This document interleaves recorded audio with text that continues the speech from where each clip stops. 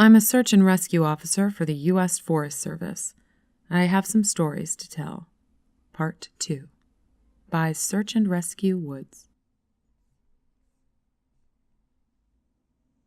As far as missing persons go, I'd say about half the calls I get are related to that. The others are rescue calls.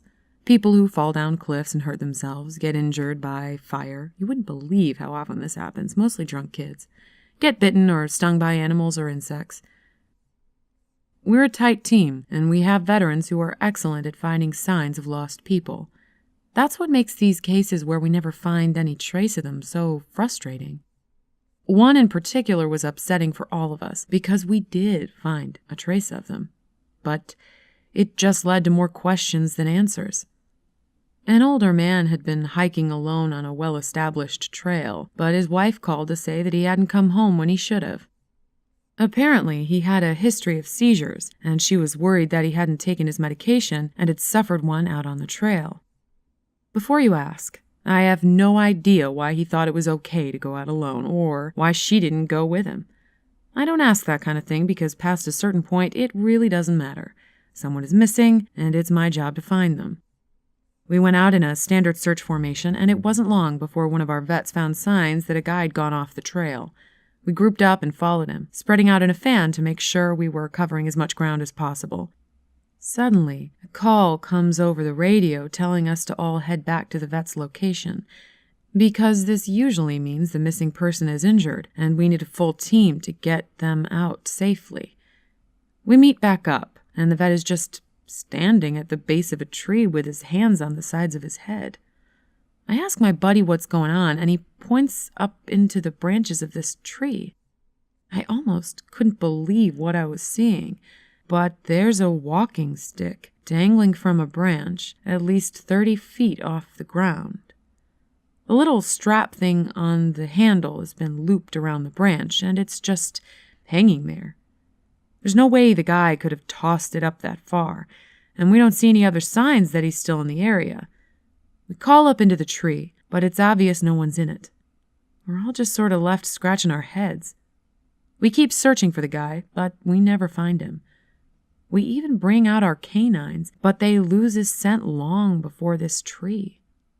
Eventually, the search is called off because there are other calls we have to attend to, and past a certain point, there's not much we can do. The guy's wife called us every day for months, asking if we'd found her husband, and it was heartbreaking to hear her get more and more hopeless each time. I'm not sure why this call in particular was so upsetting, but I think it was just the sheer improbability of it. That, and the questions that were raised. How the hell had this guy's cane ended up there? Did someone kill him and toss that up there as some weird trophy? We did our best to find him, but it was almost like a taunt. We still talk about that one from time to time. Missing kids are the most heartbreaking. Doesn't matter what circumstances they go missing under, it's never easy, and we always dread the ones we find deceased. It's not common, but it does happen. You'll hear about other search and rescue teams finding kids in places where they shouldn't be or couldn't be. I can honestly say I've heard about this kind of thing happening more than I've seen it, but I'll share one of the ones that I think about a lot, that I witnessed personally. A mother and her 3 kids were out for a picnic in an area of the park that has a small lake. One is 6, one is 5, and the other's about 3. She's watching them all really closely, and according to her, she never lets them out of her sight at any time. She never saw anyone else in the area either, which is important. She packs their stuff up, and then they start to head back to the parking area. Now, this lake is only about 2 miles into the woods, and it's on a very clearly established trail. It's almost impossible to get lost getting from the parking area to it, unless you're deliberately going off the path like an imbecile. Her kids are walking in front of her when she hears what sounds like someone coming up the path behind her. She turns around, and in the 4 or so seconds she's not looking, her 5-year-old son vanishes. She figures he stepped off the trail to pee or something, and she asks her other 2 where he went. They both tell her that a big man with a scary face came out of the woods next to them. took the kid's hand, and led him into the trees. The 2 remaining kids don't seem upset. In fact, she says later that it seemed like they've been drugged. They're sort of spacey and fuzzy.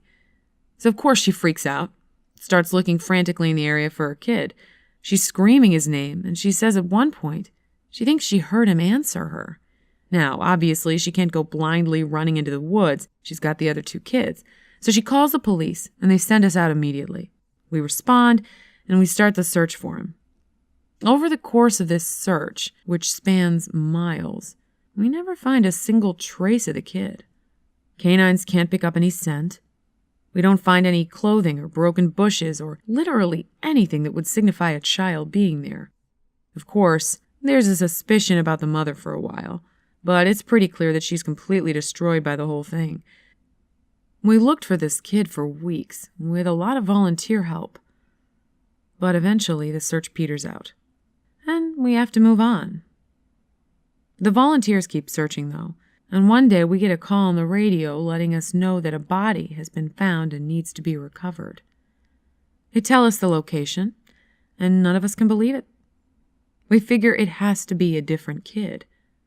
But we go out there, about 15 miles from the site where he vanished, and sure enough, we find the body of the kid we've been looking for. I have been trying to figure out how this kid got where he did ever since we found him, and I've never come up with an answer. The volunteer just happened to be in the area because he figured he might as well look in places no one else would think to on the off chance the body had been dumped. He comes to the base of a tall, rocky slope, and halfway up, he sees something. He looks through his binoculars, and sure enough, it's the body of a little boy, stuffed in a little opening in the rock. He recognizes the color of the kid's shirt, so he knows right away that it's the missing boy. That's when he calls it in, and we're dispatched. It took us almost an hour to get his body down, and none of us could believe what we were seeing. Not only was this kid 15 miles from where he'd started, there was no possible way he could have gotten up there on his own. This slope is treacherous, and it's hard even for us with our climbing gear. A 5-year-old boy had no way of getting up there. Of that I'm certain. Not only that, but the kid doesn't have a scratch on him.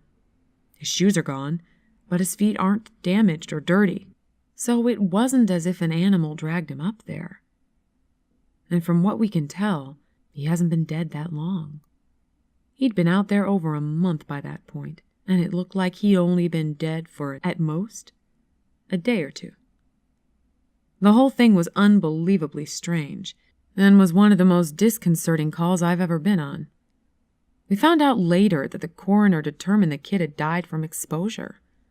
He'd frozen to death, probably late at night, 2 days before we found him. There were no suspects, and no answers. To date, it's one of the weirdest things I've ever seen.